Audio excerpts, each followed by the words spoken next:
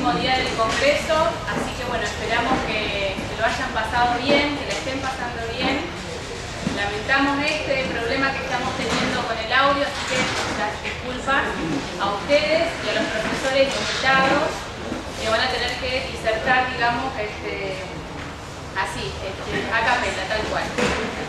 Los voy a presentar por orden, digamos, alfabético. Tenemos a Jorge Beso, que es psicólogo, doctor de la UNR, licenciado en Filosofía y Letras por la Universidad de Barcelona, profesor titular de Desarrollos Históricos y Epistemológicos 2 en la Facultad de Psicología, fue decano de la facultad en el periodo 1990-1994, fundador y vicepresidente del Centro de Estudios Psicoanalíticos de Rosario en el periodo 1972-74, miembro de la Escuela Sigmund Freud, organizador de la carrera de Psicología en el Centro Universitario de Bariloche, en Río Negro, de la Universidad de Comahue. También ha tenido diferentes actuaciones en sociedades científicas. Un pequeño resumen de cada uno que evidentemente vemos que tiene mucha trayectoria. Estamos acá con el profesor también, Sebastián Grimland, profesor de la UNR, profesor adjunto en Psicología en Educación, docente de las prácticas profesionales supervisadas, fue vicedecano en el periodo 2011-2015, autor de diversas publicaciones sobre psicoanálisis, política y cultura, es investigador de la Universidad Nacional de Rosario, miembro y docente de Ateneos en Estudios Psicoanalíticos y docente de la Maestría en Salud Mental en la Facultad de Ciencias Médicas. Le damos la bienvenida a Franco Yago, licenciado en Psicología por la Universidad de Buenos Aires, miembro del Colegio de Psicoanalistas, director del portal www.elpsicoanálisis.com.ar y de Magma, autor de diversos libros, dicta seminarios y conferencias en distintas ciudades e instituciones en Argentina y ha sido invitado a distintas universidades de México. También dicta conferencias a distancia. Es colaborador del Página 12 y ha publicado en revistas como Utopía, Revista del Psicoanálisis de la Asociación Psicoanalítica de Buenos Aires, La Pecera de Mar del Plata, Psicoanálisis y Universidad de la Universidad de São Paulo, Brasil. Habiéndolos nombrado, les damos la bienvenida y les vamos a ofrecer la palabra para que cada uno pueda hablar de lo que ha titulado, en el caso de Jorge Beso, La ilusión de Freud, Sebastián Grimland, una política psicoanalítica del psicoanálisis, defensas y resistencias del psicoanálisis frente a la crisis contemporánea, y Franco Yago sobre Frank Underwood, poder, política y psicoanálisis. De paso es mi serie favorita de Iván. Los escuchamos. ¿Estamos? Bueno, ¿se escucha? Sí. ¿Está bien? Gracias. Bueno, en primer lugar, pido disculpas por mi apariencia traumáticamente golpeada. Una vez Mazota me dijo, mira Jorge, la realidad es más flexible de lo que uno cree. Siempre me gustó esa frase de Mazota. Ahora les puedo decir que el piso es más inflexible de lo que yo creía, lo cual se nota. Bueno, hace ya unos días de esto, pero bueno, espero mejorar.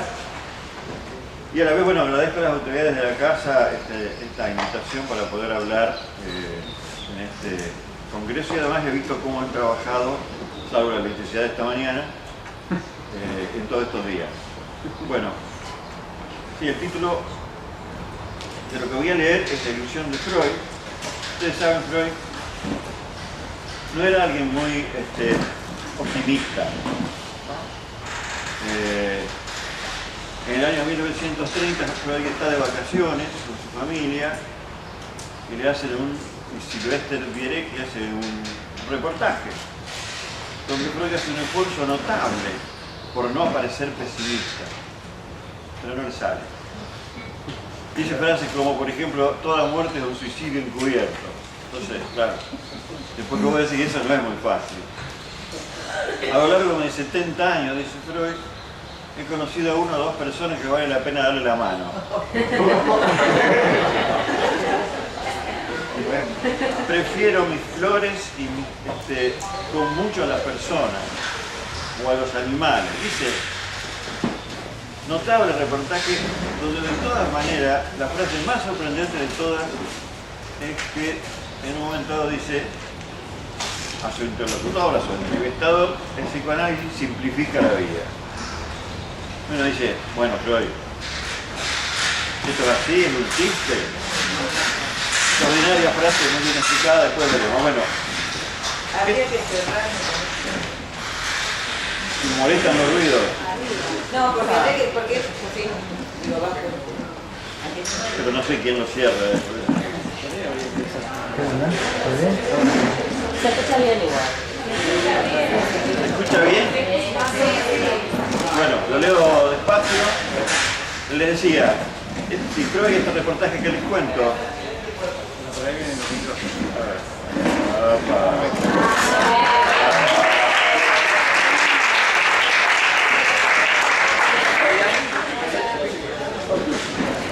Bueno, me habían preguntado quién le hacía el reportaje a Freud. Se llama, creo, Sylvester Vierek, Georges Sylvester Vierek. Vierek corta, ¿no? Hola. Se hizo la luz. Voy a hacer la cuarta introducción. Hace un rato decía que estoy afectado de introduccionismo sublimatorio. Puedo ahora, viste, y paramos ya, así. ¿Ya está? Bueno, sí, claro, acá hay sonido acumulado. Es verdad, claro, sí. Bueno, les digo de paso que este Sylvester Vierek era alguien que se dedicaba a eso, a hacer reportajes a grandes hombres. Les cuento esto porque en un momento dado de la entrevista, Vierek le hace una consulta a Freud, una consulta clínica, o sea, una consulta pirata, ¿no?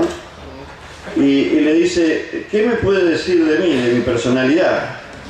Y Freud le responde, usted lleva mucho tiempo detrás de la casa del león.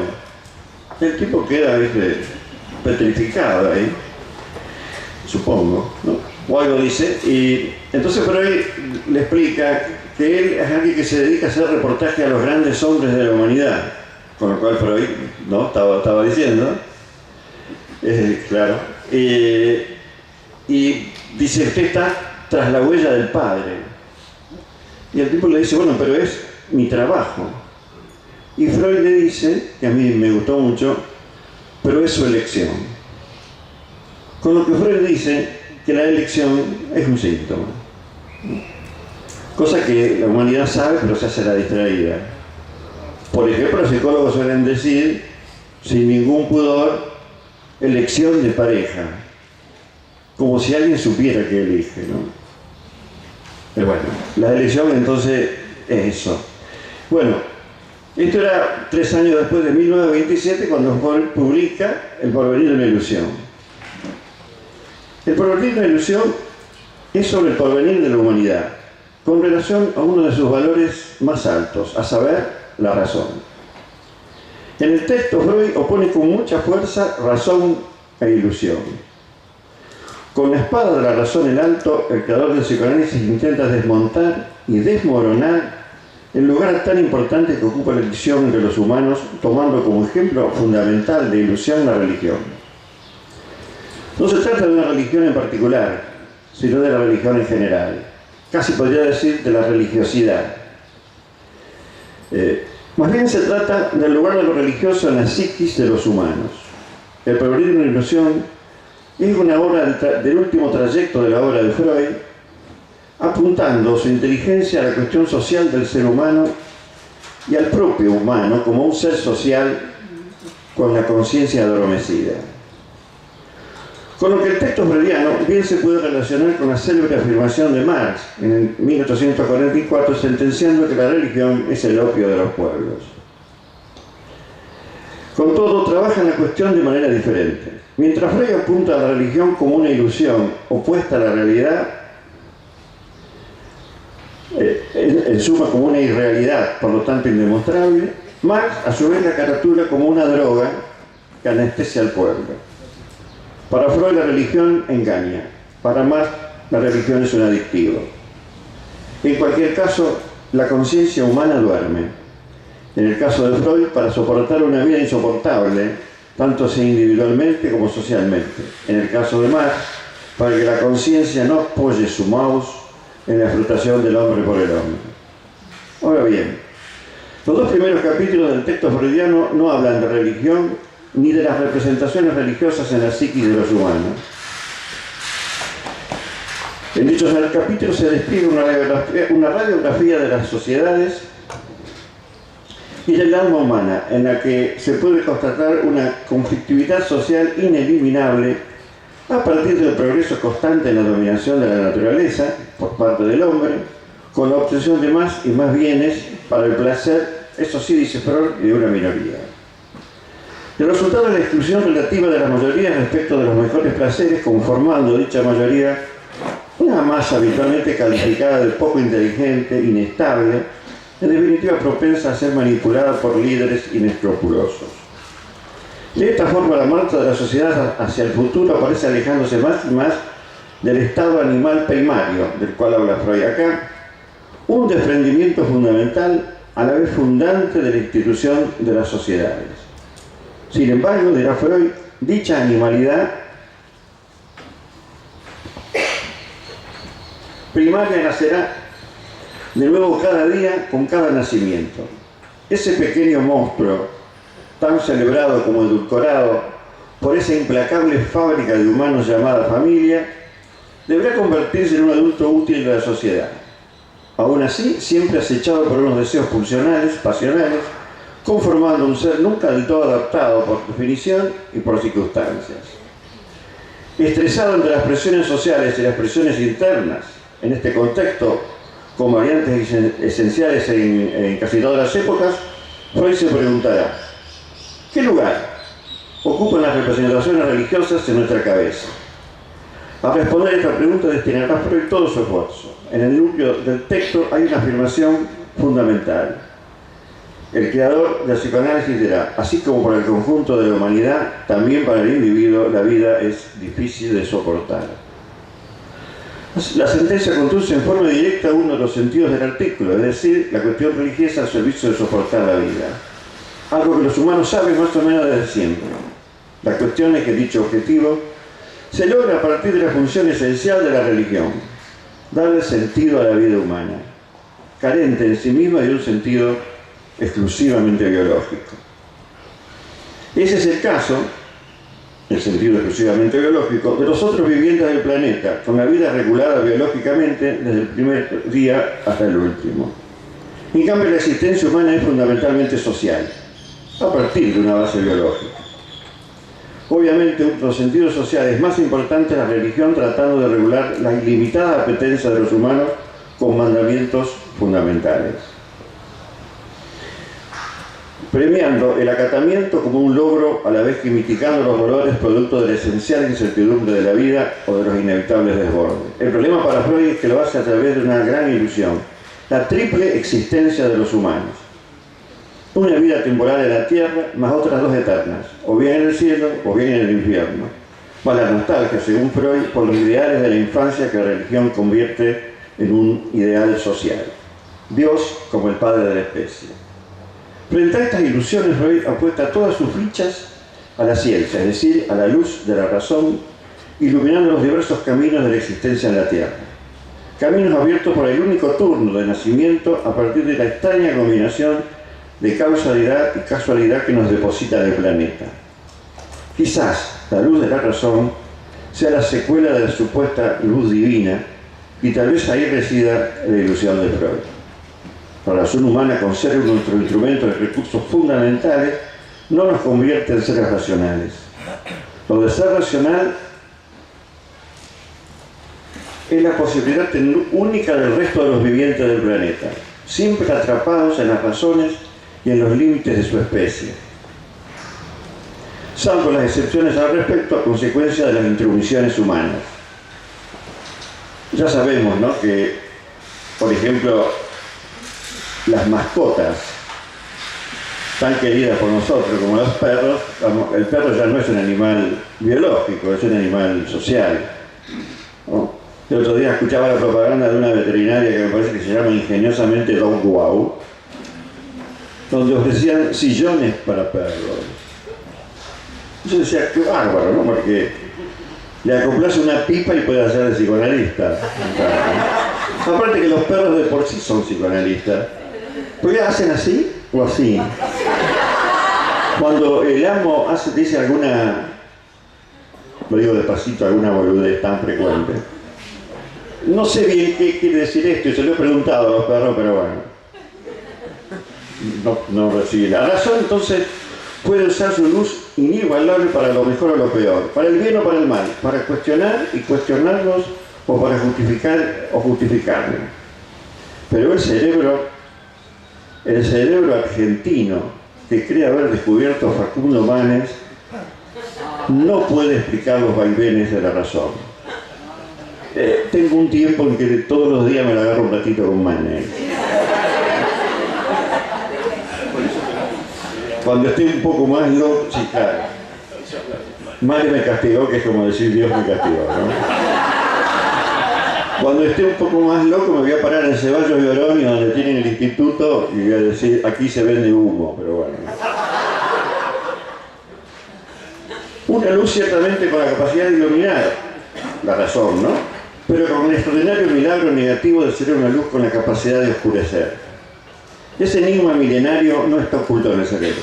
En todo caso está en la psiquis humana con su trama mezclando imaginación y razón.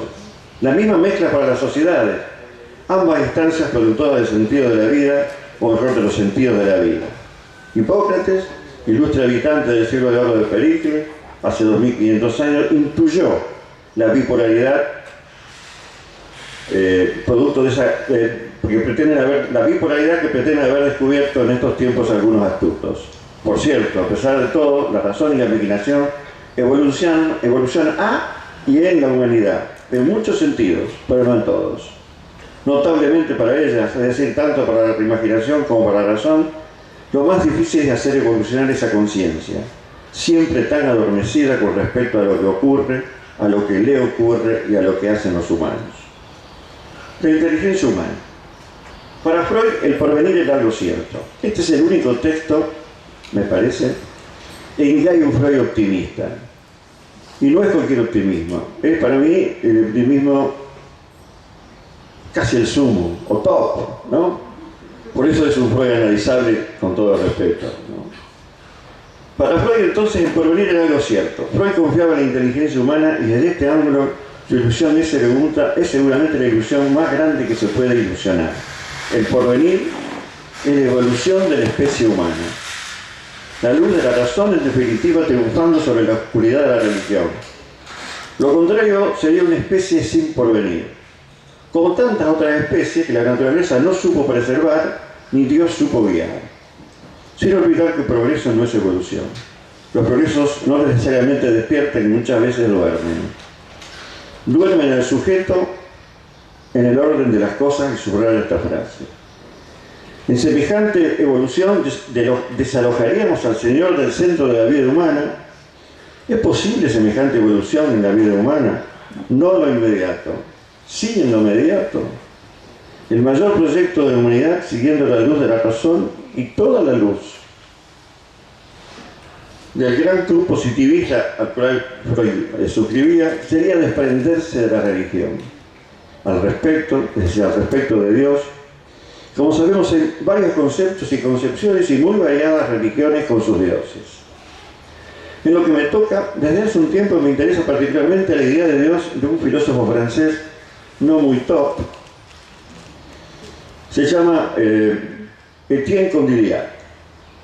Y Condillac da una definición de Dios que la verdad que me gustó. Es más, encargué una remera para ponerla. Condillac dice: Dios es el único legislador. Dios es el único legislador. Genial. No se trata del Dios del diseño inteligente, ese que circula especialmente por los estados del norte. Un Dios concebido por el hombre, como todos, ante la fascinación interminable del espectáculo de la naturaleza.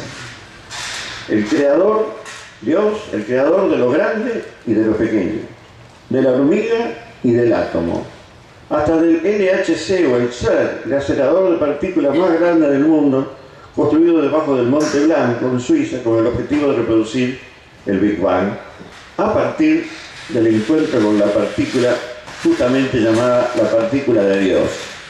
Técnicamente el bosón de Higgs, no les voy a explicar acá la danza de las partículas porque apenas si la veo, si la leí un poquito, no importa. Entonces, el Dios de Condillac no se ocupa de todo. Se ocupa de lo único verdaderamente importante, el hacedor de las leyes. Lo demás va de suyo. No hay subversión mayor que el humano legislando y discutiendo en forma ilimitada lo que el propio humano legisla. El orden de las cosas. El orden de las cosas es una frase, casi al pasar, en el libro El político de Platón, donde Castoriadis responsabiliza a Platón por la destrucción del mundo griego. No es una penalización menor, no es una responsabilización menor la que hace Castoriadis. Es decir, la responsabilidad del filósofo no se limita a la caída de la polis democrática, sino lo que Castoriadis reflexiona es que para Platón la caída de la democracia no es algo circunstancial, tampoco depende en definitiva de sus autores o de sus actores. La democracia, dice él, es portadora de una falla inmanente. ¿En dónde? En el orden de las cosas. En la esencia misma del orden de las cosas y en la misma esencia de la ley. Por dos cuestiones, por el problema de la ley y por el problema de la masa. Platón, en este punto, nos diseñó nuestras cabezas. Todos nosotros hoy tenemos esto. El problema de la ley, para Platón, es que la ley, ninguna ley, o toda ley, no puede dar cuenta de todos los casos a los cuales la ley se refiere. Por lo tanto, la ley hay que interpretarla, lo cual es así. Pero Platón dice, ¿quién puede interpretar la ley? Solo un hombre real. Es decir, en la famosa frase, o un rey o un filósofo. Por el otro lado está la masa. La masa, ¿vieron cuando la gente habla de la masa? ¿No? Esa masa, poco inteligente o ignorante, no puede ser parte esencial de la democracia. Bien. El orden de las cosas entonces no es ni divino ni biológico, es social. Lamentablemente, Platón en realidad se dio el gusto. Todos nosotros, acá a pocos metros tenemos una facultad de ciencias políticas. Platón se mueve en la tumba y festeja. Los griegos cuando fundaron la democracia no pensaron nunca que sería una ciencia. La democracia estaba fundada en la doxa y no en la episteme. No. Pero bueno, de esto hablamos ahora. El orden de las cosas entonces no es ni divino ni biológico, es social. De eso habla Freud también en varios textos, pero en los que atañe a hoy es El porvenir y el libro muy al lado, que sería El malestar. Freud cita un poeta, Heine. Heine dice: dejemos los cielos a los ángeles y gorriones. Hermosa frase. La frase entonces pertenece a este poeta Heine, poeta alemán, dentro del poema Deutschland. Y Freud lo llama a Heine compañero de incredulidad. Me encantó, ¿no?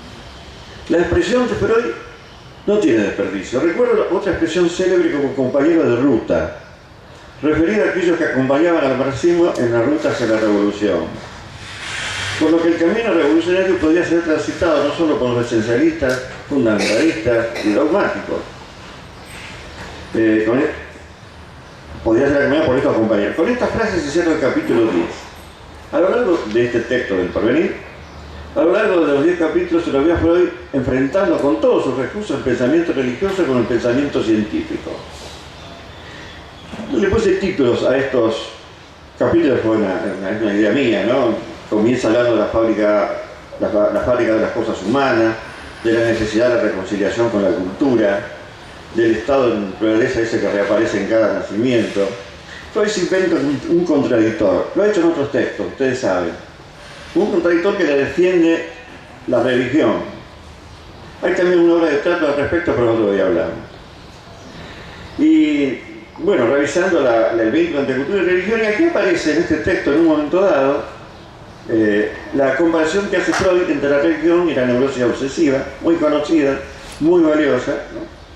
Como la neurosis obsesiva como una religión universal y la neurosis particular como una religión particular, ¿no?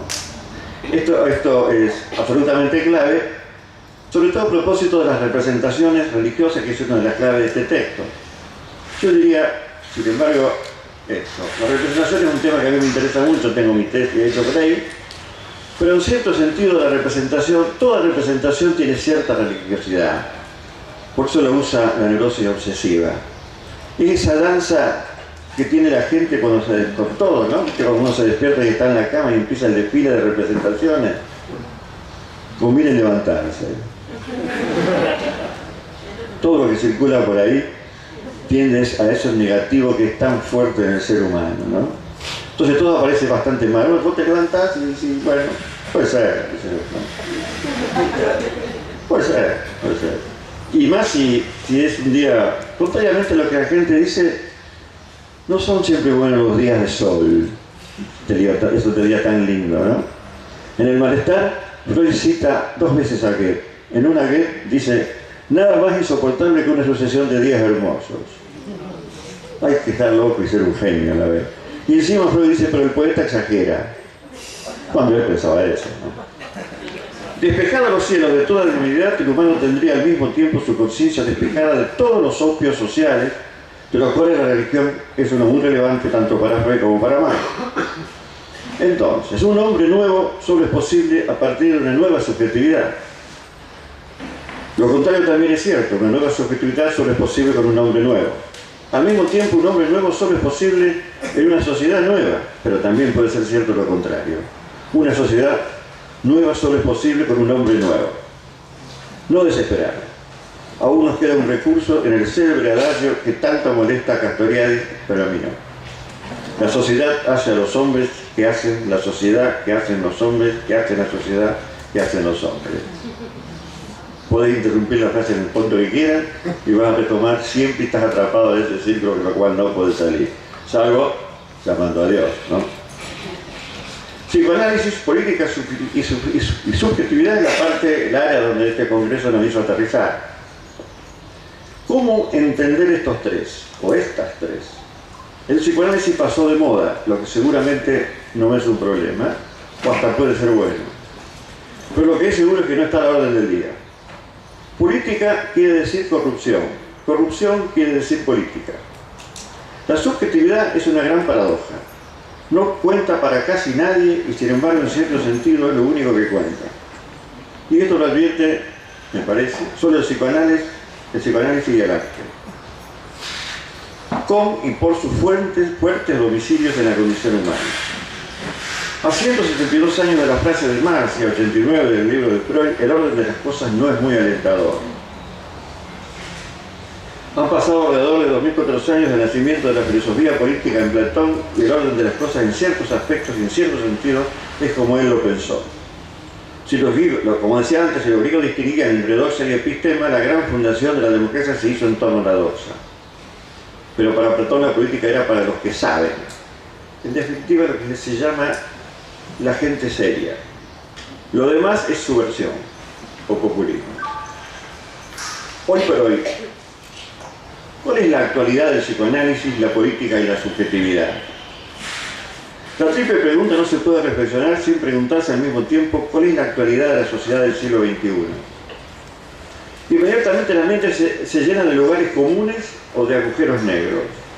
Globalización, paraísos fiscales, fluctuación de las tasas de interés, crisis más crisis, derivados, buitres, libertad o regulación, epidemia de analistas económicas y demás hierbas actuales, por una jerga económica de crecimiento infinito.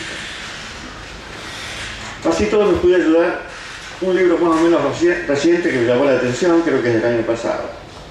Lleva el sugerente título de El espectro del capital, del filósofo alemán Joseph Vogel, no sé cómo se pronuncia, B-O-G-L, Vogel. Vogel. Vogel, no tiene ella, claro, pero no importa, Vogel, qué sé yo. Un libro que habla, dicho en un resumen un tanto violento, de algo aparentemente muy sabido: la financiarización del mundo. La financiarización del mundo es una palabreja, digamos, que yo creí que yo había inventado. Uno siempre cree que inventar y no inventa nada. Después ya la vi por otro lado, así que... Pero bueno, yo la puse, cuando la escribí me apareció el corrector en rojo y dije, la inventé yo. Pero las apariencias, pues, en ocasiones solo son un vistazo de algo que la conciencia humana al respecto está más adormecida que nunca, en un mundo que las operaciones financieras no descansan ni se cansan, invisibles para la inmensa mayoría del planeta. El espectro del capital apunta a la conciencia de la humanidad. Espectro. Un espectro se cierne sobre Europa. El espectro del comunismo. Ese es el comienzo fantástico del manifiesto comunista. El espectro de estos tiempos es un capitalismo con un sentido único. La economía financiera, cuyo principio más íntimo es de naturaleza teológica, dice Vogel. Es decir, tiende a la eternidad, como si finalmente se llegara al fin de la historia, con la estructura, por fin, regida, dominando a la historia, regida por un Dios financiero. Dueño del sentido, por tanto, esencial del orden de las cosas, los demás fenómenos son en realidad epifenómenos, es decir, fenómenos derivados. El resultado de esto es un nuevo homo, dividido en dos: un homo economicus y un homo consumus. El homo economicus, dice Vogel, es todavía un ser con inteligencia, con ciertas libertades, guiado no tanto por el principio del placer, sino más bien por el principio de realidad, centrado en las pérdidas y las ganancias. Alguien que aspira a mejorar su vida y punto.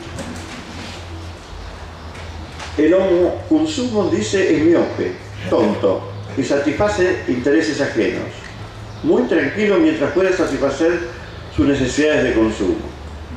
Aferrado a una lógica de hierro en la que está preso. Consumiendo, consume su vida. El homo económicos y el homo consumos, más allá de sus diferencias, comparten un ideal. Quizás el único ideal vigente en estos tiempos: ser bien gobernados. Es posible que sea este achatamiento lo que Castiglione llamaba el avance de la insignificancia, o más todavía, el triunfo de la insignificancia. Lo que hace decir de Vogel que la política no es que sea impotente, es cómplice. Tal vez no sea necesario decir cómplice de qué y de quién. También la religiosidad es cómplice del orden de las cosas. Sin embargo, no se trata, me parece, ni de erradicar ni de combatir a las religiones, ni es posible ni es deseable. Sabemos además que hay el efecto de Freud está mencionado, dos grandes experimentos culturales que pretendieron desalojar o erradicar la religión y no pudieron, ¿no? La Revolución Francesa o el comunismo. En todo caso, lo que se trata es de alternativas a la religión. Así como hay un pensamiento religioso, también es posible un pensamiento ateo. La diferencia está que el pensamiento religioso es uno de los tantos pensamientos que podemos decir pensamientos pensados, con los cuales nos recibe a cada uno de nosotros la humanidad. Toda una gran cantidad de pensamientos enlatados que nos hacen creer que pensamos. El pensamiento ateo, en cambio, siempre, o al menos es posible que siempre sea un pensamiento a pensar, nunca terminado. El gran escritor Saramago decía, tiene un artículo que creo que del año 2005, que a los que tengan ganas siempre se lo sugiero, se llama Dios como problema. Muy buen título para mi gusto, donde Saramago habla del cosmos, de los millones y millones de galaxias, de astros, etcétera, etcétera, donde no reina ni la crueldad, ni el odio, etcétera. Entonces va a decir, puestos aquí, sin saber por qué ni para qué, hemos tenido que inventarlo todo, incluso a Dios. Pero no podemos sacarlo de nuestras cabezas, ni siquiera los ateos. Al menos discutámoslo. Sí, cierra. Mira, justo cierra también. Para el cierre, entonces, dejé estas dos cositas. Tres, en realidad, con permiso. Hace un tiempo, Osvaldo Bayer citaba al escritor judío Yoram Kaniuk, nacido en Tel Aviv en el año 30, en una frase que apunta al centro de la subjetividad humana, para mi gusto, en su problemática fundamental. Kaniuk dice, se puede ser demócrata o religioso, una cosa o la otra. Y para final, dos cositas. Me gusta una frase de Edgar Morin, o Morin, nunca sé cómo se dice, me da igual. Y evidentemente no me da igual porque digo las dos cosas. Morin dice, el hombre es ese animal loco que en su locura inventó la razón. Y esto, ayer vi un graffiti que me encantó. Está por la calle Corrientes, en la manzana donde está la Facultad de Humanidades, pero del lado más cheto, del lado de Corrientes, ¿no? Donde estaba antes, hace muchos años, la Facultad de Filosofía, donde hace 1000 años más o menos estudiábamos y nos encontramos con el psicoanálisis. Y el graffiti hecho en una letra no típica de los grafitis, prolija. Dice, ¿quién es el otro? Autor, la alteridad. Y con una firma, la alteridad firmada, ¿no? Fantástico, digamos. Podemos decir, la alteridad en su peor versión es inalterable, como el ser de Parmenides. Bueno, gracias.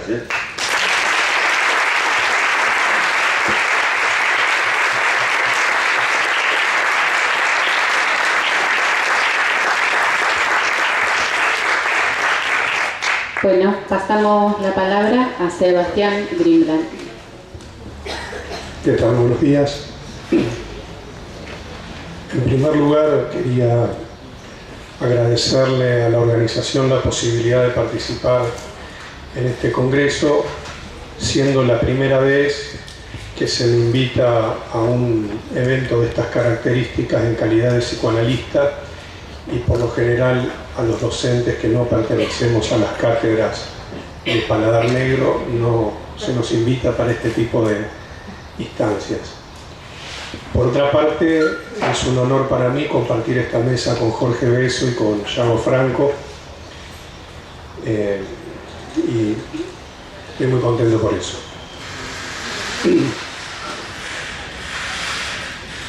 Voy a leer el trabajo porque siempre tengo temor de irme por las ramas, de excederme, y espero que la lectura sea la correcta en el trabajo. El título que ubiqué para trabajar la problemática que se nos invita a participar, psicoanálisis, política y subjetividad, se me ocurrió una política psicoanalítica del psicoanálisis, defensas y resistencias del psicoanálisis frente a la crisis contemporánea, y después me pregunté por qué armo estos títulos cuando tengo que venir a exponer, pero bueno, podría buscar algunos enunciados más sencillos. El psicoanálisis ya acumula más de 100 años de experiencia. Salvo en un periodo breve de su historia, no compone una disciplina uniforme, menos aún un sistema de pensamiento. Esto se debe a dos grandes razones. La primera deriva de las discusiones intrateóricas cuyos referentes han formado escuelas y líneas de pensamiento. La segunda se corresponde con los cambios históricos que han marcado su práctica. El estado actual del campo analítico ya poco tiene que ver con el contexto originario a fines del siglo XIX, cuando Freud, partiendo del contacto clínico y el estudio de los fenómenos histéricos, comienza a construir los cimientos sostenidos de tres pilares básicos del psicoanálisis: la clínica, el método y, por último, el corpus teórico. Posteriormente se desarrolla un esquema institucional de formación de analistas, entendiendo por ello la transmisión, entre comillas, de la nueva ciencia que en correlato con sus tres pilares implicará el análisis personal, el estudio teórico y la supervisión. Todo eso significa, en suma, que el psicoanálisis, al mismo tiempo que involucra la clínica, ha sido una experiencia institucional. Este modelo de funcionamiento y transmisión ha predominado desde que se conformara la primera expresión de la IPA, fundada por Freud y sus discípulos seguidores, hasta buena parte de la segunda mitad del siglo XX. El mencionado funcionamiento institucional, regulador de la práctica analítica, más allá de sus rupturas internas, escisiones, con independencia de sus causas y fundamentos, generó un sistema, metafóricamente hablando, de defensas y resistencias tanto a las tensiones internas como a las exigencias impuestas por los cambios culturales y las formas de expresión del malestar de su época. Una política psicoanalítica del psicoanálisis, expresión acuñada por Jean Laplanche, pretende poner a trabajar el psicoanálisis desde su propio cuerpo conceptual, pensar si él mismo es capaz de poder pensar su propia práctica, su devenir institucional, para poder tanto comprender y trabajar sobre las expresiones del malestar de su tiempo, como de realizar las transformaciones necesarias sobre sí mismo que le exigen una época determinada y la cultura de su tiempo. El psicoanálisis, que ha sido una experiencia fecunda durante buena parte del siglo XX por su capacidad de comprensión profunda de los procesos subjetivos y culturales, en la medida que pierde interlocución frente a la sociedad para comprender el malestar de su tiempo, corre el riesgo de quedar obsoleto por el accionar de sus propias contradicciones, como solía expresar recurrentemente Silvia Blechman. Esto ocurre si sus interpretaciones distan del alivio y la elaboración de los conflictos humanos, si la práctica analítica se cierra sobre sí misma, si se desconocen otros campos del saber sobre la subjetividad humana, si las formas de transmisión del psicoanálisis se refugian en la nostalgia de una hegemonía que remite a sus orígenes, si confía críticamente en los anticuerpos formados por el debate epistemológico de otro tiempo.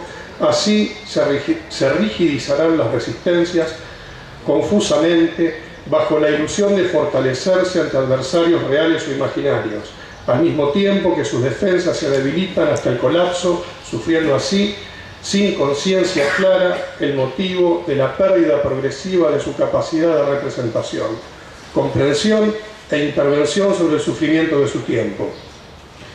Tal proceso puede ser nominado como decadencia. El estado actual de lo que genéricamente podríamos denominar como campo de la salud mental exhibe un panorama diferente a los inicios freudianos. Las presiones económicas para las coberturas mínimas de los tratamientos en psicoterapias, las tendencias a la resomatización del sufrimiento psíquico impulsado por la industria farmacológica y sus teorías psicológicas solidarias, conjuntamente con el avance, entre comillas, del conocimiento del cerebro que estimula la ilusión de que tal saber, más temprano que tarde, va a recubrir lo psíquico. Todo esto constituye un panorama en el cual Freud no pudo imaginar. Todo ello se inscribe en el contexto de cambios culturales que predisponen a un prototipo de sujeto inclinado a considerar que aquello que lo afecta no proviene de sí mismo, de su historia o de su inconsciente. Tampoco proviene de la relación entre él y la sociedad en la que vive o con los ideales que se identifica, sino, como dicen las teorías contemporáneas, de la emoción que lo perturba, las cuales pueden ser reducidas químicamente o reeducadas para su adaptación. Desde mi perspectiva, el psicoanálisis nunca convivió cómodamente con su tiempo. Sin embargo, hoy se enfrenta ante situaciones novedosas, algunas mencionadas anteriormente. Del mismo modo que el campo psi merece una revisión minuciosa, crítica y profunda tanto de su práctica, su transmisión, como de sus instituciones. Si esto no ocurriera, no se podrá anticipar como si se tratara metafóricamente de la conducción de un vehículo que es manejado a gran velocidad, incapaz de diferenciar las opciones entre la bifurcación de dos caminos. Uno conduce a la fecundidad y el otro a la decadencia. En este trabajo se proponen dos conceptos para el análisis de dos conceptos de considerable tradición clínica, resistencias y defensas. Tanto su definición como su uso suelen ser adaptadas a los diversos desarrollos teóricos. Ambas, en ocasiones, suelen ser aplicadas de forma indistinta en el vocabulario psicoanalítico, por lo general con cierta mala prensa, ya que quedan vinculadas a la imposibilidad, al obstáculo a la cura, a las fijaciones al síntoma. A grandes rasgos se entiende por defensa una formación que tiende a sostener un borde del cual se delimitan diferencias. Por ejemplo, dentro-fuera, el yo-no yo, lo propio y lo extraño, entre otros. La defensa instituye la inscripción de una diferenciación, vale decir, ciertos procesos clínicos tienen éxito cuando se constituye una defensa. Por resistencia entendemos algo completamente diferente. Se trata de una formación que tiende a persistir, a conservarse con cierta independencia del contexto, es decir, no es que se diferencia del otro, sino que está proclive a no reconocerlo. Si tomamos como ejemplo el ejemplo paradigmático, la conocida resistencia al cambio, de lo que se trata es que más que no querer cambiar la propia estructura de la resistencia es quien no se lo permite. Defensa y resistencia pueden expresarse fenomenológicamente de forma muy similar, lo que va a variar son los mecanismos internos. Una vez definidos los conceptos, podemos hacerlos extensivos al campo del psicoanálisis, sus defensas y resistencias en los diversos momentos de su historia, el vínculo dinámico entre ambas, debido a que aquello que se origina como defensa bien puede tornarse como resistencia. Dejemos este tema en suspenso por un momento. En mi opinión, dos textos dan cuenta de modo ejemplar y esclarecedor de la preocupación por la crisis del estado actual del psicoanálisis, ante el evidente proceso de degradación que arrastra también a nuestro campo. Tal crisis es política, en la medida que corrompe el suelo conocido de las articulaciones entre la psique y lo histórico-social.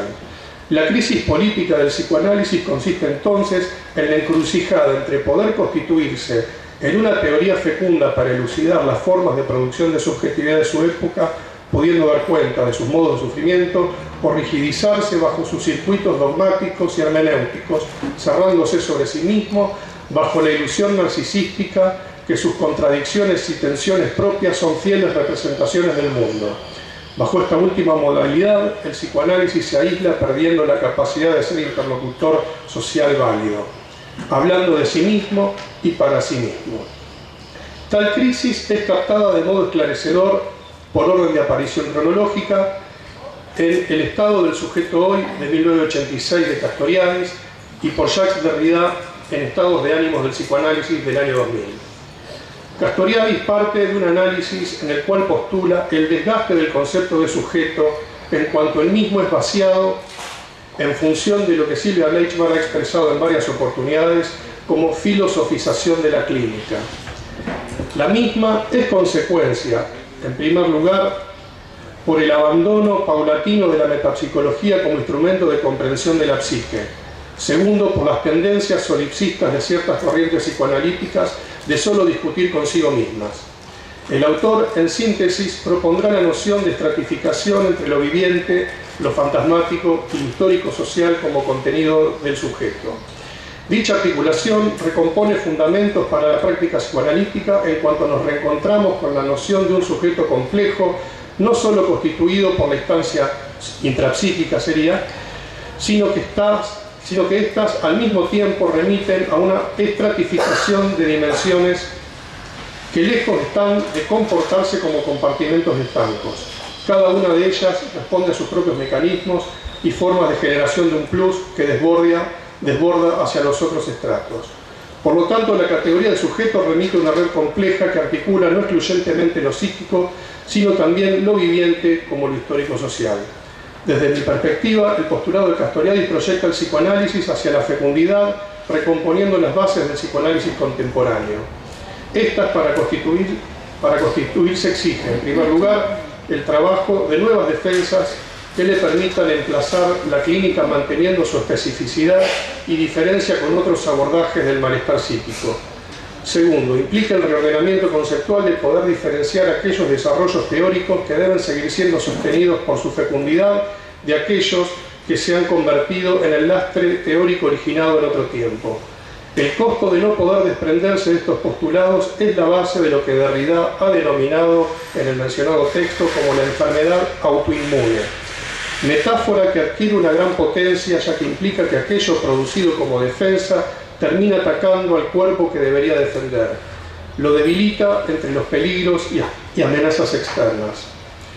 Algo similar ocurre ante el advenimiento de las neurociencias duras, quienes avanzan con firmeza gracias al viento de cola de las políticas neoliberales que traen aparejados los negocios de la psicofarmacología, los sistemas de regulación laboral de las obras sociales que pauperizan la labor profesional y limitan las coberturas de los tratamientos, las pensiones de los servicios públicos de salud mental presionados por las pautas de control biopolítico.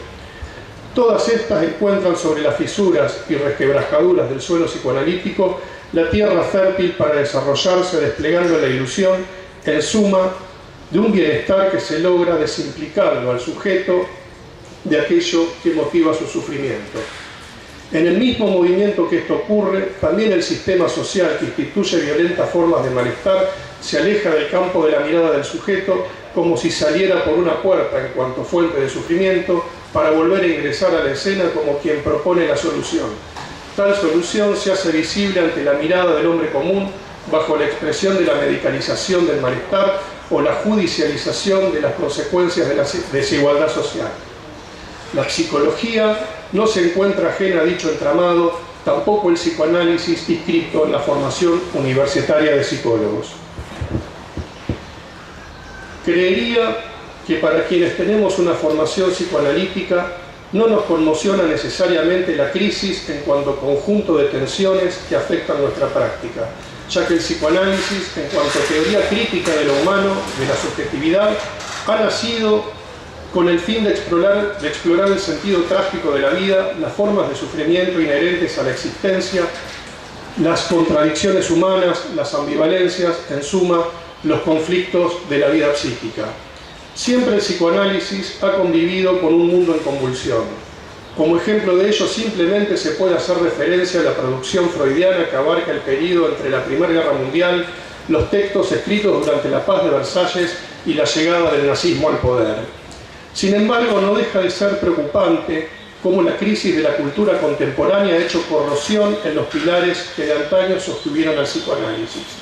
La crisis sí me preocupa cuando el instrumento teórico construido para pensar se ha contaminado a modo de un germen que resiste a lo largo y ha logrado decodificar el sistema de defensas para ponerse a trabajar del lado de la enfermedad autoinmune.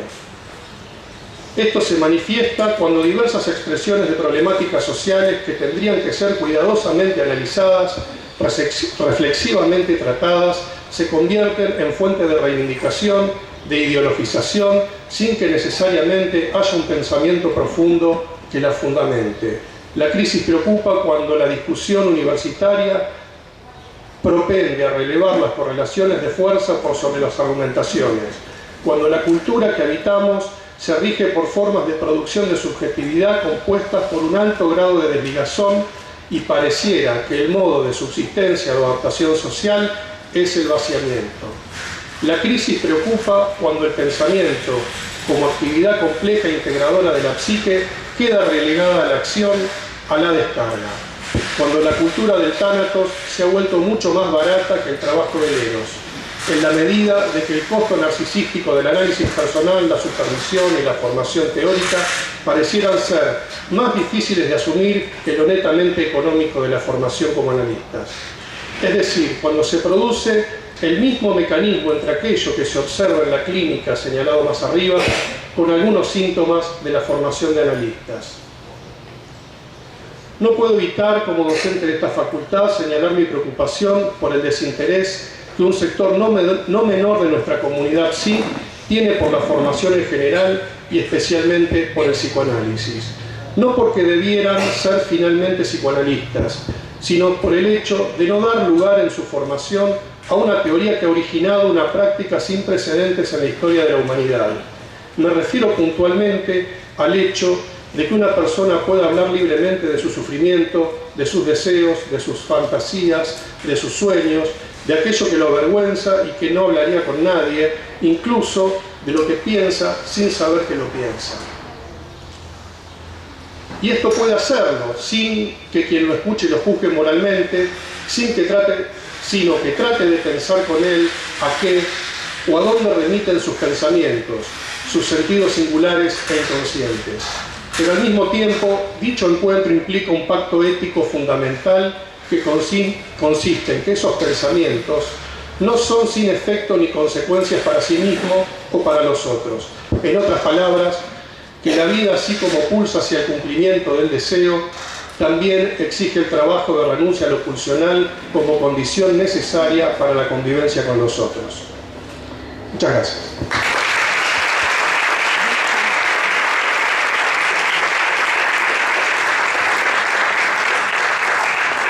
Bueno, lo escuchamos ahora a Franco Yago y después abrimos algunas preguntas que ustedes quieran realizar.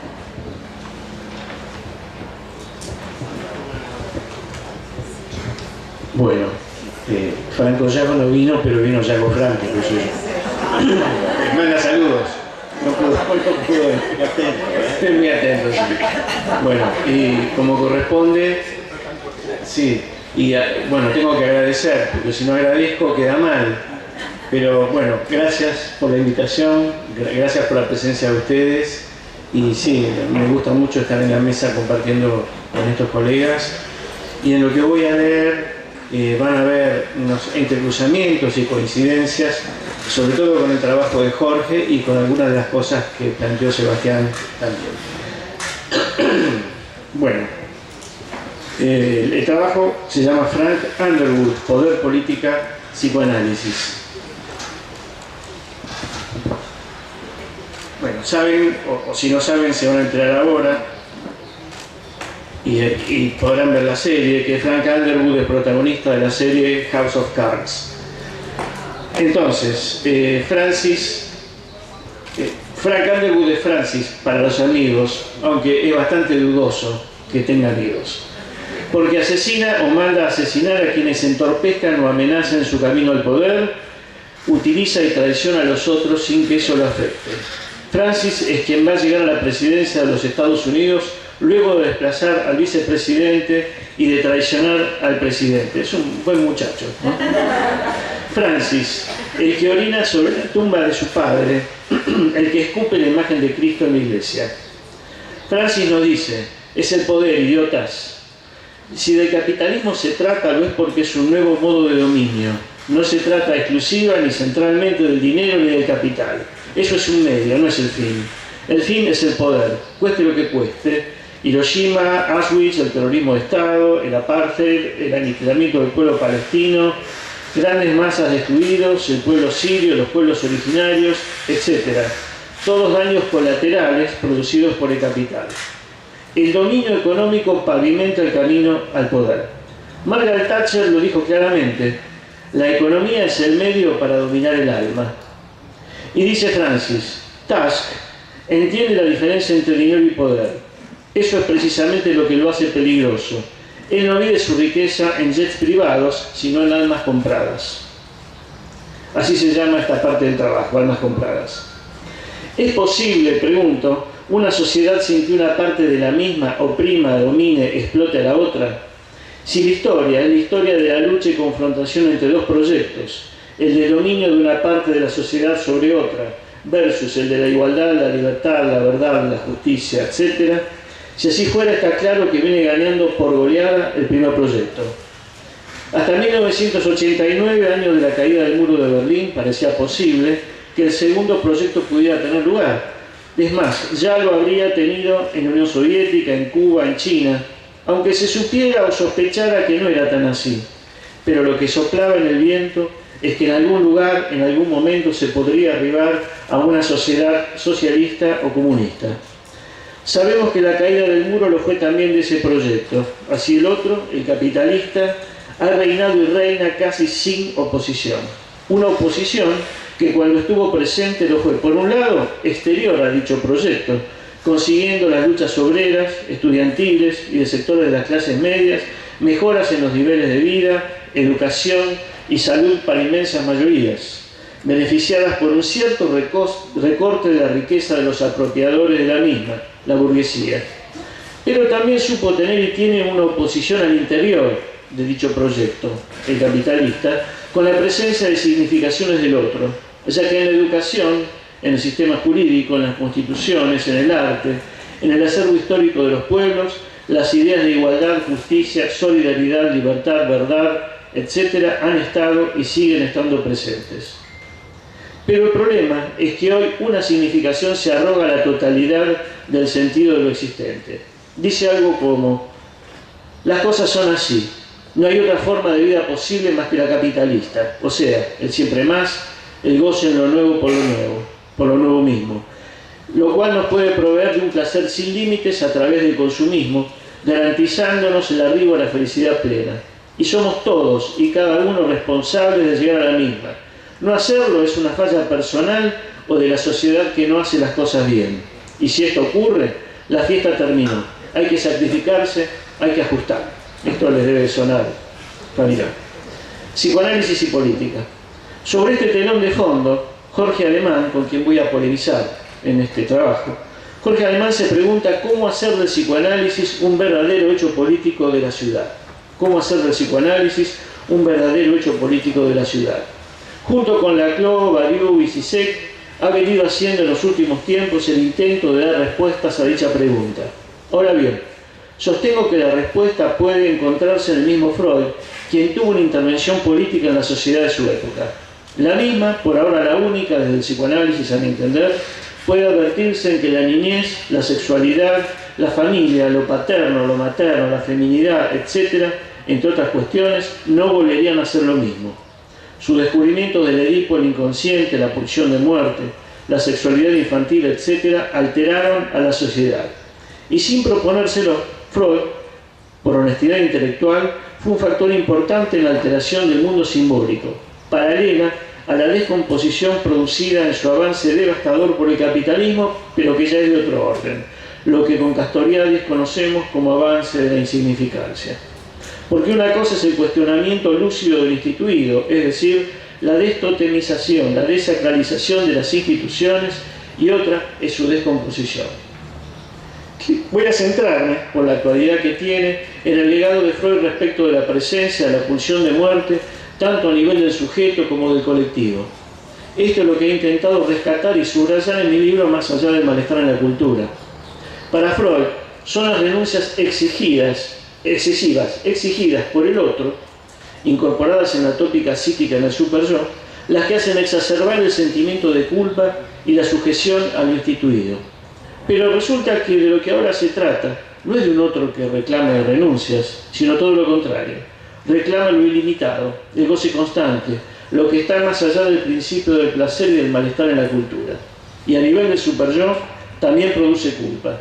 Aquí la pregunta es, ¿cómo puede ser que el superyo produzca culpa, sea por la renuncia como por la exigencia de llevar adelante un deseo sin límites?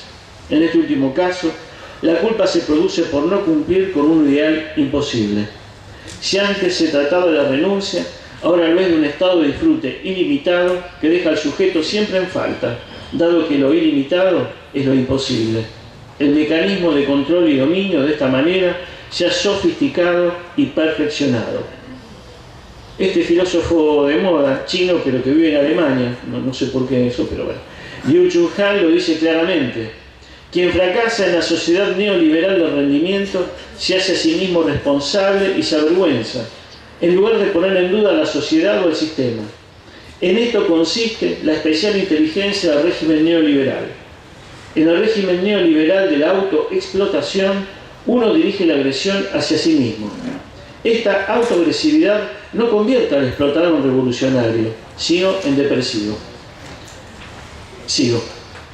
De la mano de la pulsión de muerte, encontramos algo que vengo resaltando, la asociabilidad originaria del humano. Contra esto, y contra el narcisismo, tendrá que batallar la sociedad para socializar a cada monstruito que llega a este mundo. La asociabilidad originaria, ese odio radical que anida en el psiquismo, solamente logra mitigarse mediante el dispositivo social que Fernando Ulloa denominó ternura. que es lo que crea la pulsión y abre las puertas a la sublimación y crea las condiciones para el lazo social. Volvamos a Francis. Él está frente a nosotros como muestrario de satisfacciones pulsionales libres de todo escrúpulo. Vemos su autoerotismo y narcisismo en juego, también como el otro está o desintegrado de su vida psíquica o está reducido a objeto para la satisfacción narcisista o para simple descarga pulsional, desconocido como otro. Francis ejerce crueldad y se dirige al público directamente, anulando la cuarta pared. Mira a los ojos de los espectadores y es como si dijera: soy uno de ustedes, por eso comparto mis secretos, por eso los hago cómplices, son un modelo en el cual pueden mirarse. Aclaro para los que no han visto la serie, él a veces interrumpe la secuencia de lo que está ocurriendo, se dirige a la cámara y le habla al público, ¿sí? Tiene este recurso que se llama la ruptura de la cuarta pared. Son 3 paredes, la del escenario, la de frente es la del público, él rompe esa pared. Representa Francis un modelo identificatorio que el poder instituido segrega, triunfar y tener éxito sin que importen los medios, que ve en alianza con la promesa de un placer sin límites el cierre narcisista y autoerótico que eso promueve. Es un antropos sádico, un perverso, un modelo identificatorio, de todas maneras simpático, aunque no lo parezca. ¿No? Es simpático, tiene una simpatía. Eso es lo inquietante, justamente. Un modelo identificatorio que lleva a generar una sociedad de sujetos antisociales, lo que es un absoluto oxímoron e implica la destrucción de la sociedad.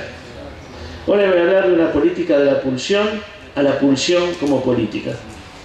Francis ha renunciado a la paternidad y odia a su padre, reniega de él, lo humilla orinando sobre su tumba.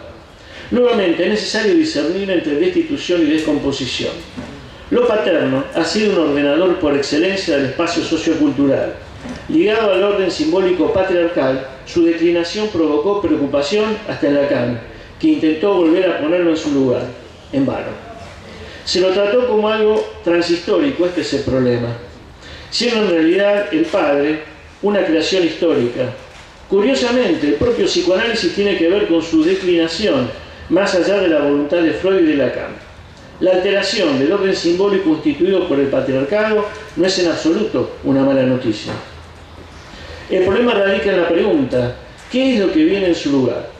Francis parece mostrar la liberación de dicho padre y el encarnar cada uno por sí mismo la ley, que deja de ser un hecho colectivo para convertirse en una ley privatizada. Cada uno podría darse la propia. Sin embargo, esto es por lo menos en parte engañoso. Es el otro que exige el placer ilimitado quien parece haber ocupado el lugar dejado vacante en la declinación de la significación paterna. Francis es así un fiel representante de un poder sin límites donde lo pulsional puede hallar libre expresión. Asesinato, destrucción de oponentes, licuación de toda ética que no sea la que está al servicio de detentar el poder. Es la política de lo real de la pulsión que se expande en el consumo y el poder ilimitados. Si la política intenta dominar a la pulsión, es decir, si la polis tiene entre sus objetivos y tareas la de ofrecer cauces para el mundo pulsional, de lo que hoy se trata es de la pulsión como política, la pulsión al servicio del dominio.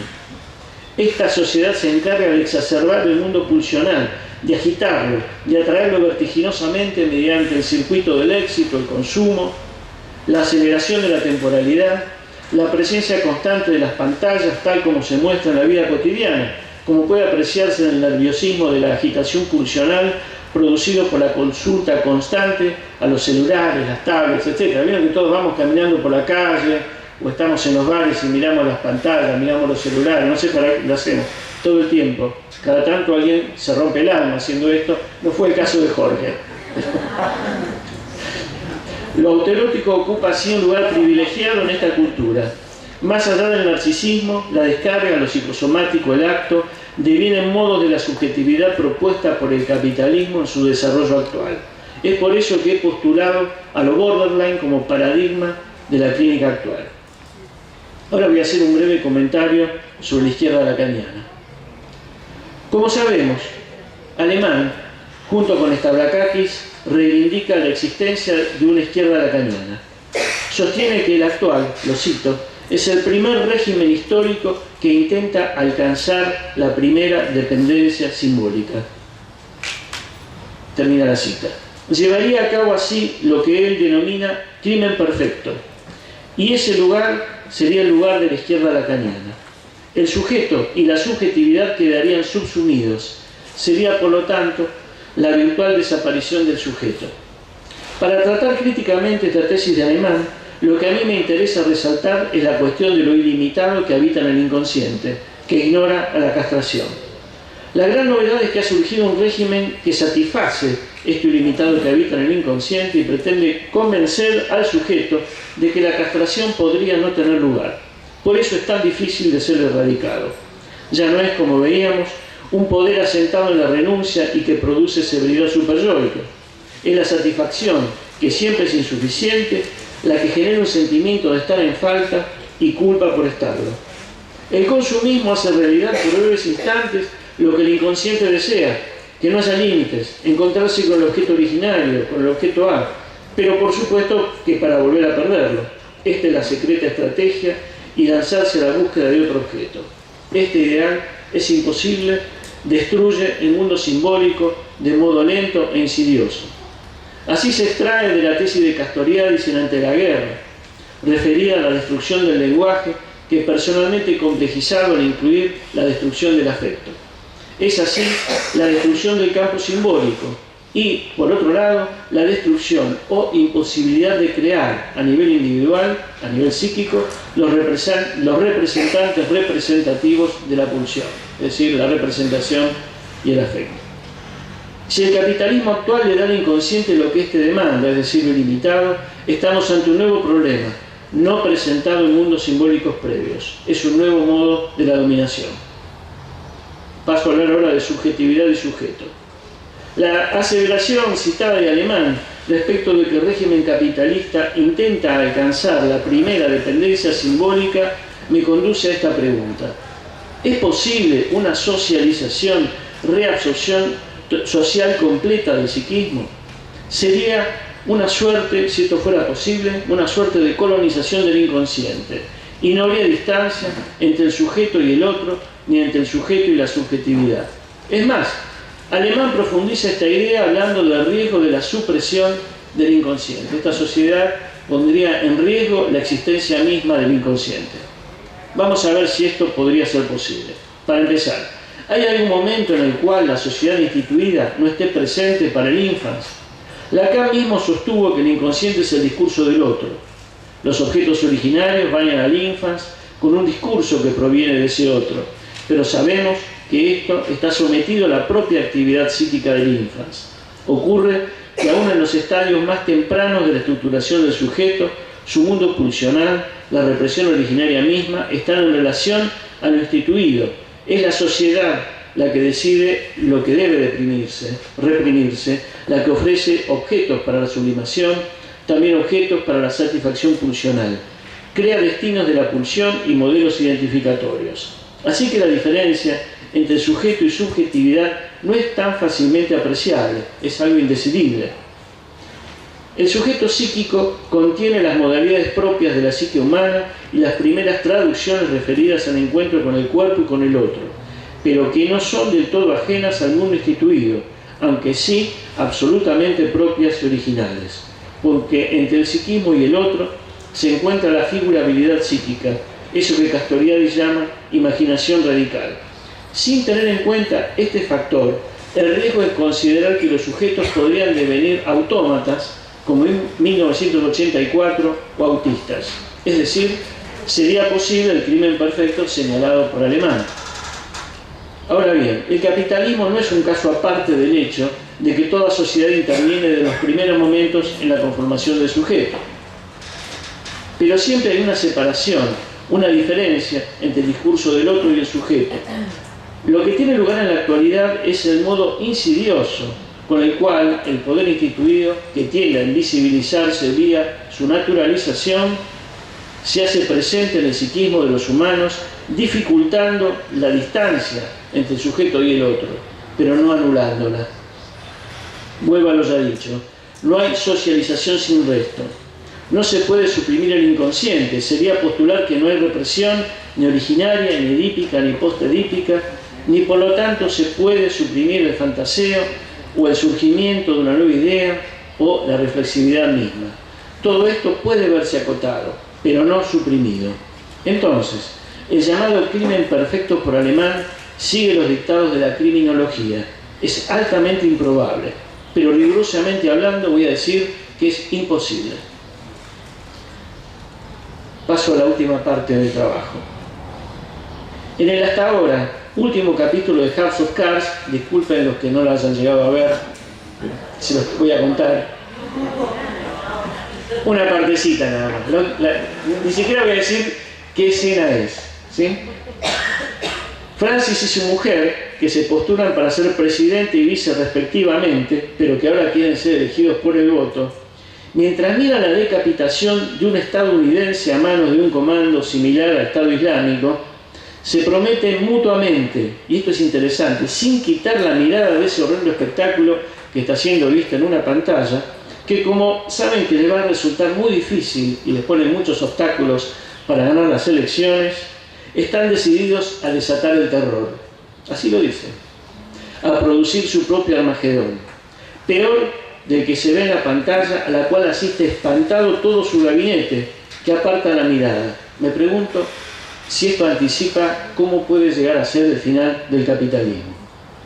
Pero bueno, tiene buena prensa ser optimista o pesimista, sobre todo ser pesimista.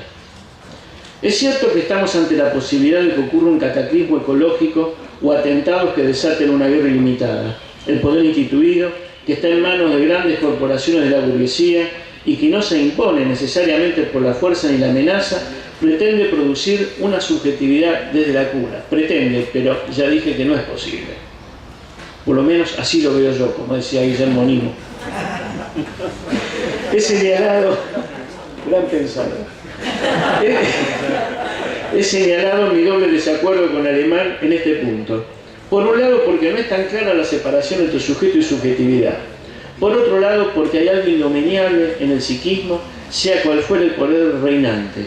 Algo que puede crear un poema, pero también un campo de concentración, un síntoma, una sociedad capitalista, un estado totalitario, una sinfonía. Castoriadis lo llamó imaginario radical. Un imaginario radical que también creó el proyecto de la autonomía, el cual permanece como un virus en el cuerpo social, a veces latente, otras activo. Este proyecto es una tendencia, un camino, una actividad, no es un punto de llegada, no implica un estado final de las cosas, una utopía, un final feliz, ni mucho menos.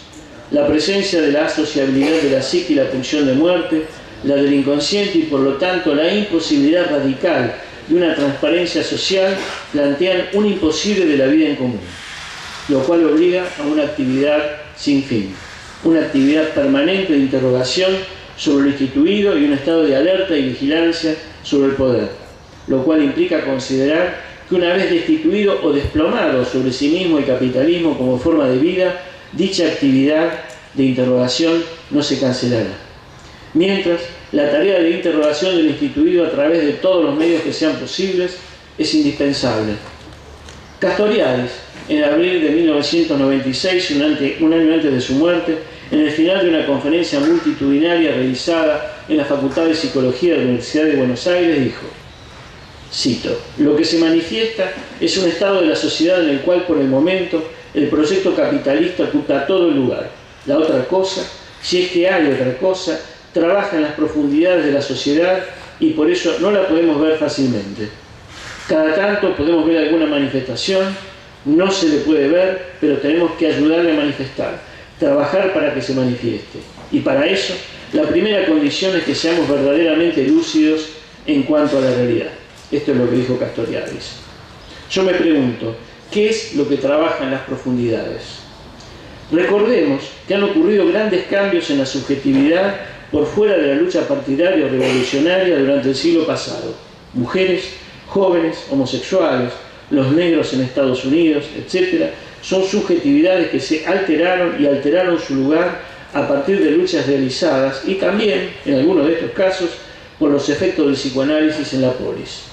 Y experiencias colectivas entre nosotros, como las asambleas barriales, las fábricas recuperadas, el movimiento piquetero, los organismos de derechos humanos, han tenido lugar entre nosotros.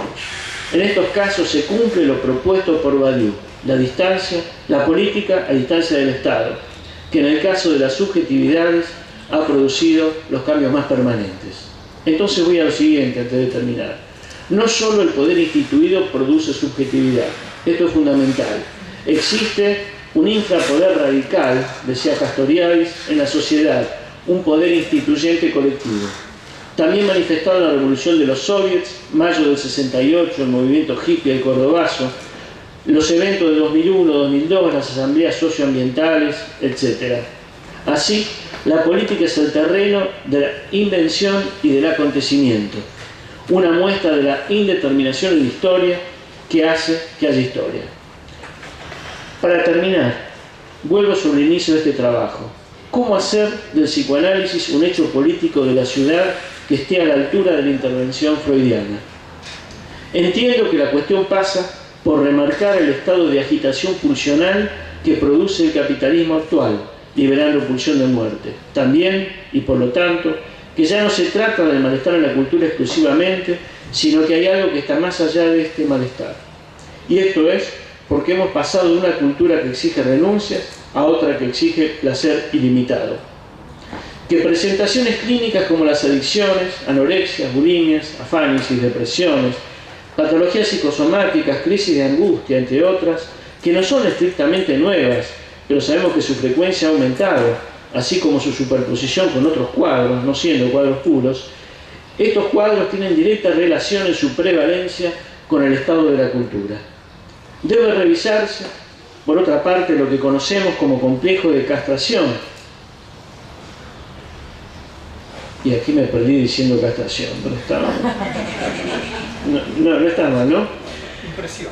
Que hace de la aceptación, renegación o forclusión de la diferencia sexual anatómica el ordenador por excelencia de la clínica, es decir, quitar este ordenamiento como fundamento de la clínica.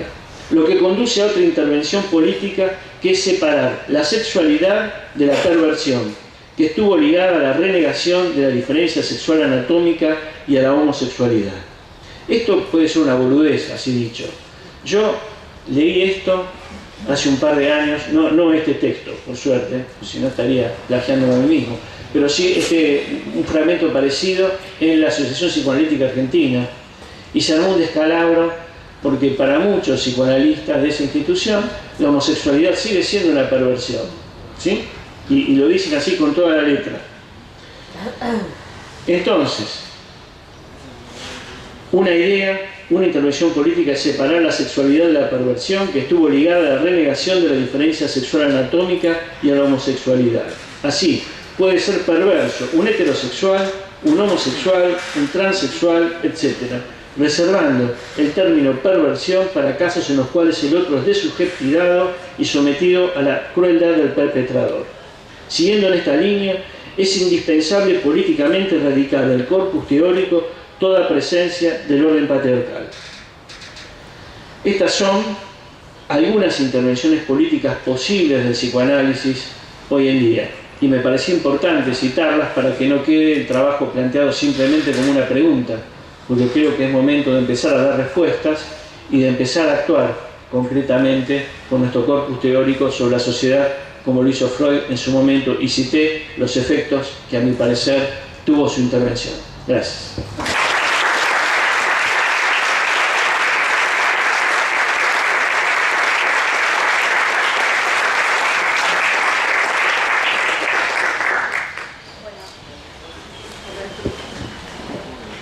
Vamos a hacer un espacio. ¿Alguien quiere hacer alguna pregunta antes de finalizar con este panel?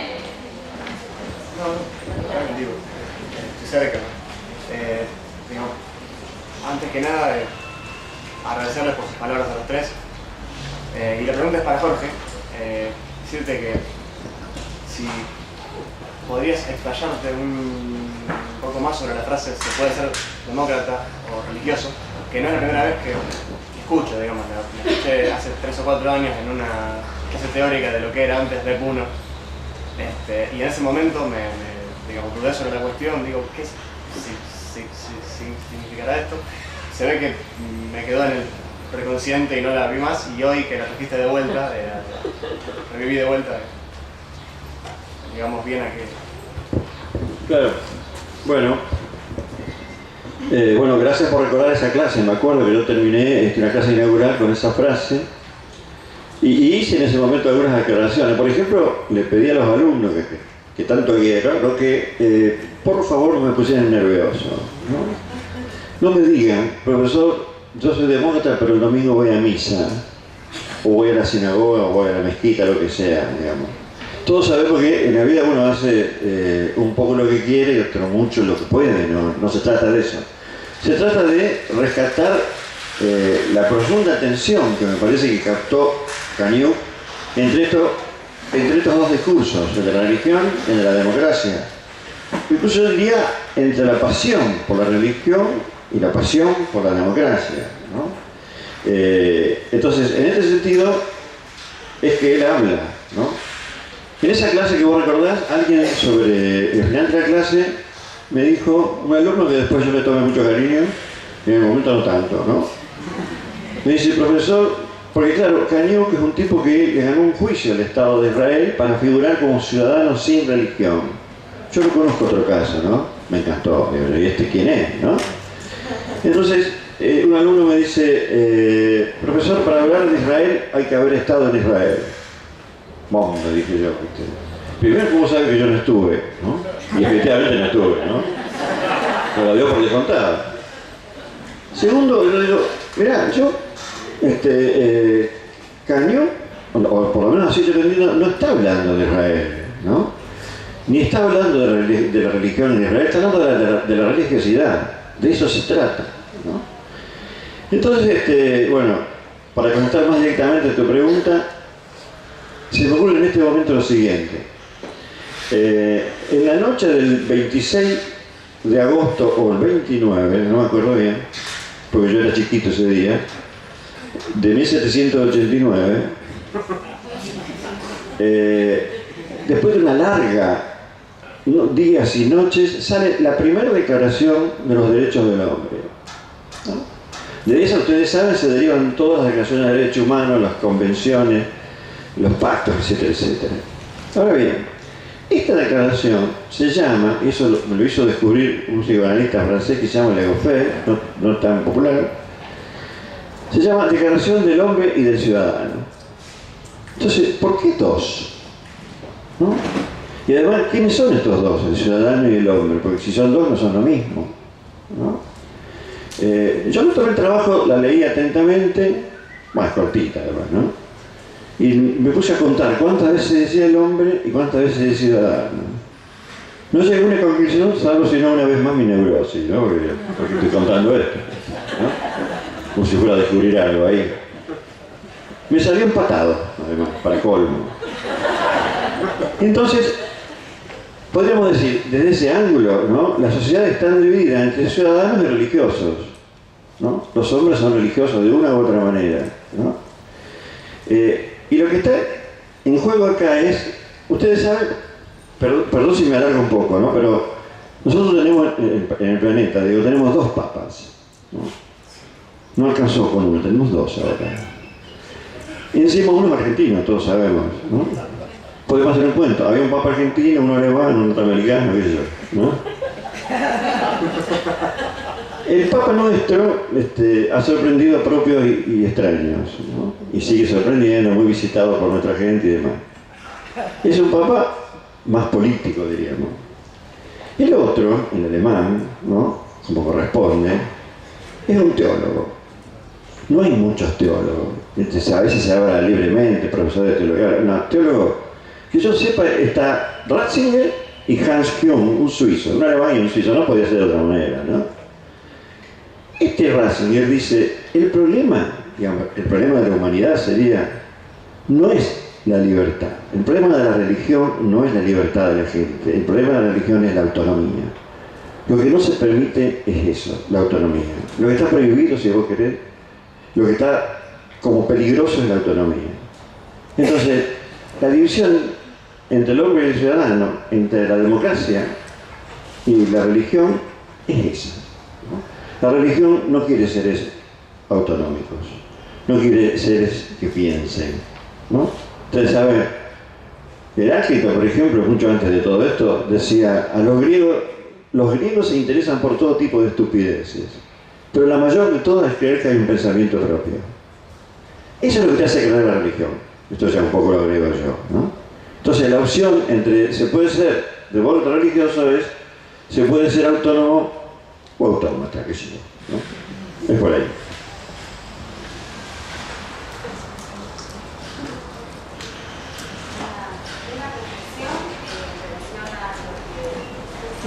Más fuerte, por favor. Sí, una reflexión en relación a lo que dijo Yago Franco en cuanto a hacer una aclaración sobre la manera de pensar la homosexualidad desde otras lecturas del psicoanálisis que permiten sostener la vigencia del psicoanálisis en cuanto a que la homosexualidad no es una relación, porque hoy tenemos una ley de identidad de género que claramente tiene una regulación que si nosotros no tenemos una lectura psicoanalítica distinta, consideramos una regulación, nos imposibilita aplicar el psicoanálisis. Si recibimos también críticas, entonces es importante ser enfático en cuanto a que no hay una sola lectura del psicoanálisis, hay más de una. Eso quería decir.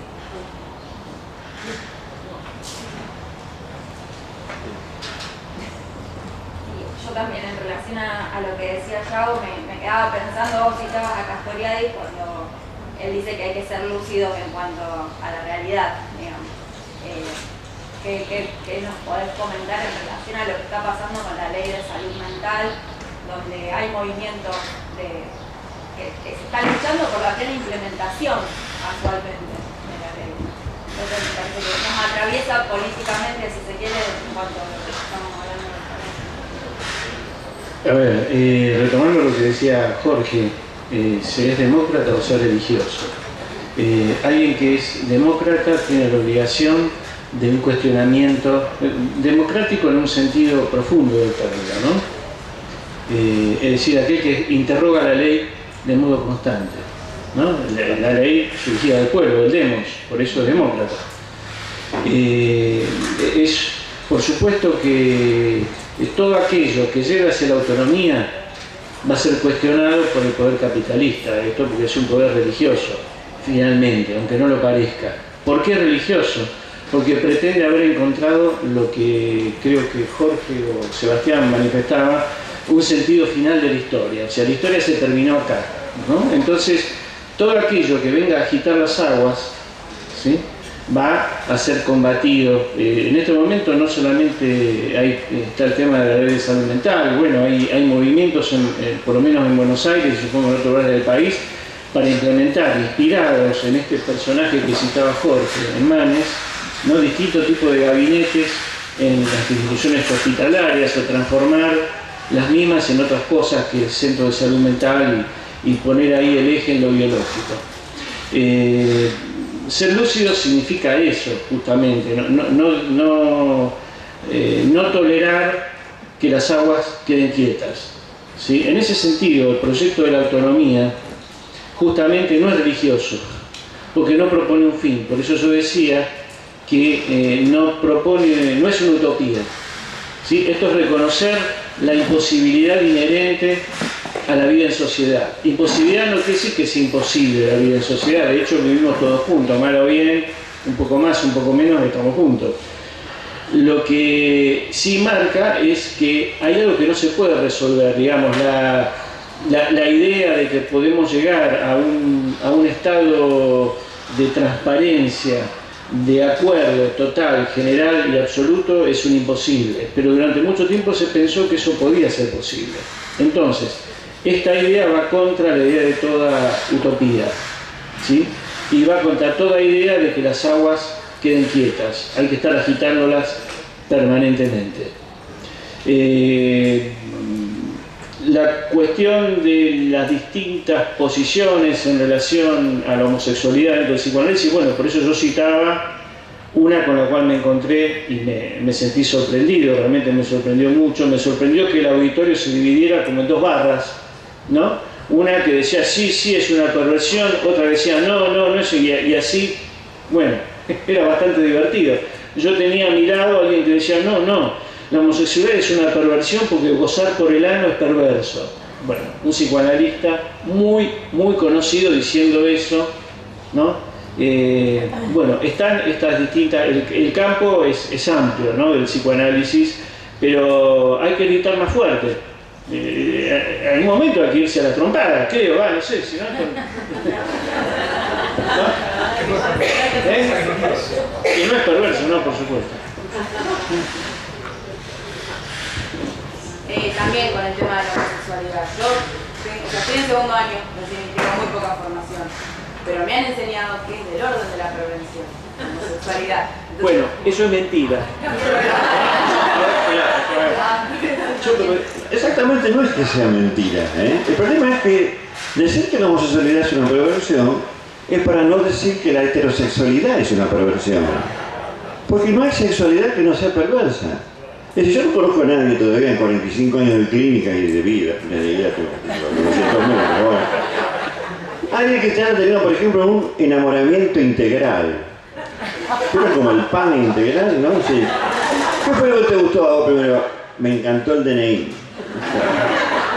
Entonces, toda una serie de cosas que hacen de un enamoramiento que integraba todos los aspectos de eso no existe.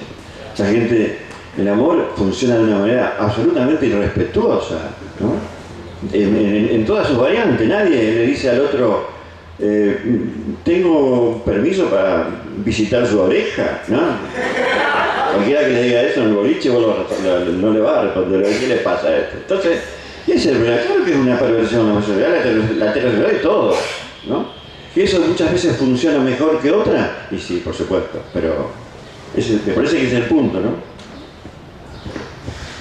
Sí, es complejo porque hay ciertos conceptos que fueron acuñados en momentos históricos con ciertas hegemonías culturales bastante particulares. La cuestión es que hoy en día es muy difícil sostener ciertos conceptos cuando se ha movido el eje cultural sobre ciertos aspectos. Yo creo que lo que señala Jorge y lo que motivó la riña de la Asociación Psicoanalítica es cuando no se puede pensar un concepto como el de la desfuncionalización de lo biológico, entre ellos la sexualidad humana como algo que viene a corromper ese orden. Es decir, cuando ciertos conceptos no pueden ser pensados por alguna razón, también la densidad del texto freudiano, que suele ser un tanto sinuoso al respecto, pero hay varios pasajes donde están los que se afirman que es una perversión, pero hay una vacilación constante en 3 ensayos sobre este punto, sobre lo que es la desfuncionalización de la sexualidad como algo que viene a romper la lógica de la reproducción. Me parece que la noción que trae Yago de perversión es la que yo he leído en Joyce McDougall, que es alguien que se ha dedicado a trabajar sobre estas cuestiones, y lo que ella acuña como concepto de la perversidad es cuando el otro es objetalizado, es desubjetivado. Es decir, creo que coincidimos los tres, hay heterosexualidades perversas, hay homosexualidades perversas, también hay formas de las homosexualidades que no son necesariamente sanas, pero tampoco lo hay en la heterosexualidad. Es decir, hay ciertos trastornos graves, por llamarlos así, que como parte de la desestructuración del sujeto se dan movilidades sobre los hábitos sexuales, vamos a decirlo a grandes rasgos. Por supuesto, el tema es cuando se pierden los ejes conceptuales y, por lo menos desde lo que es una observación, cuando a partir de un rasgo, de algo que merece un análisis más profundo, se vuelve una fanatización urbana. Es decir, y se pierde la capacidad de analizar en profundidad ese fenómeno, más allá de las posiciones personales sobre algunas cuestiones. Es decir, creo que, bueno, tiene que ver también con un rasgo de época. La pérdida de profundidad en las discusiones como si no lleva demasiado tiempo argumentar. Mucho más fácil es chicanear, agredir, como la lógica del talk show. Bueno, creo que es por lo menos la respuesta que a mí se me ocurre. Bueno, damos lugar a la última pregunta y ya vamos cerrando. Bueno, antes que nada, yo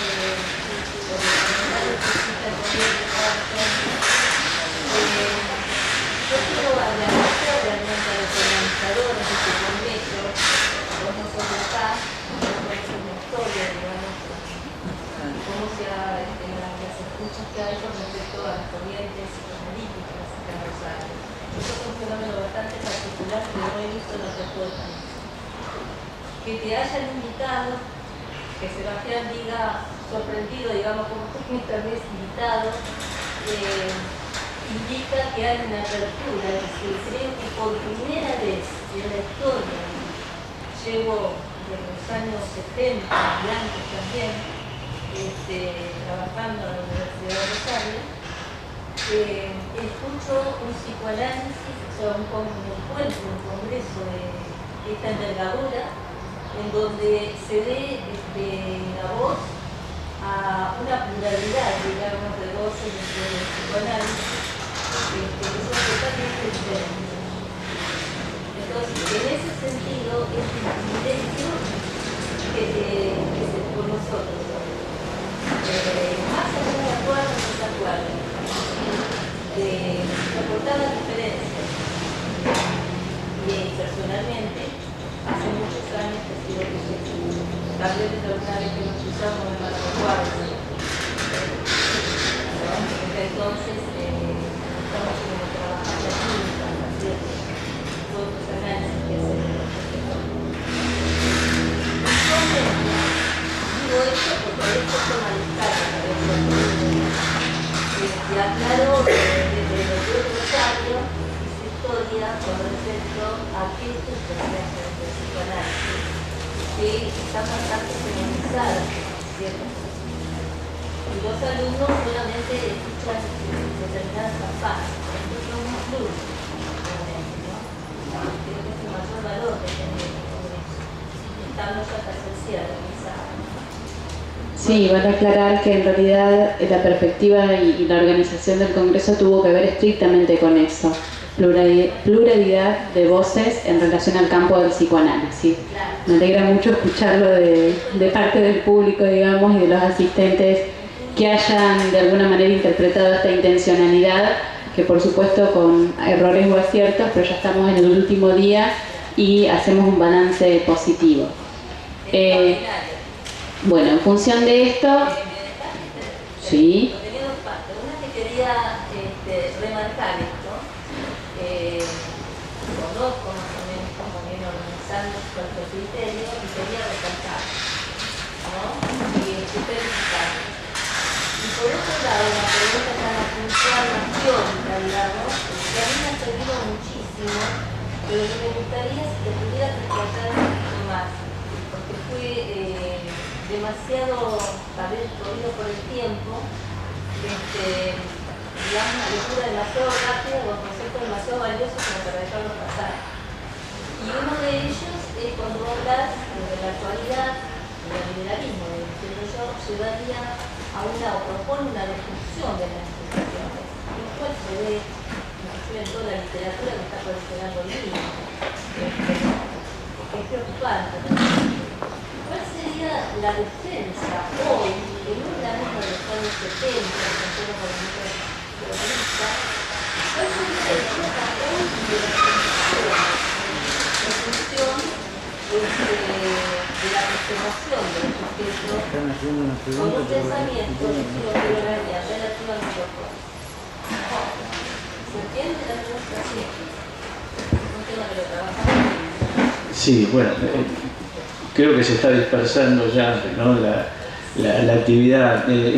Sería muy largo esto. Yo no tengo una respuesta concreta para esto que vos preguntás. Realmente no la tengo la respuesta. ¿Dónde sí que la pulsión de muerte se proyecta en la institución?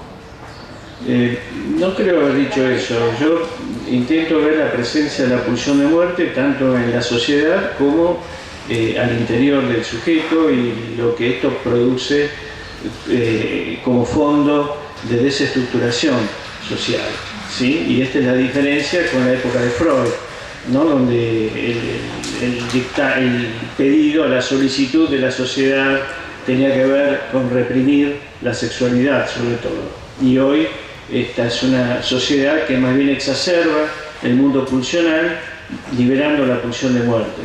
Hasta ahí te puedo responder ahora.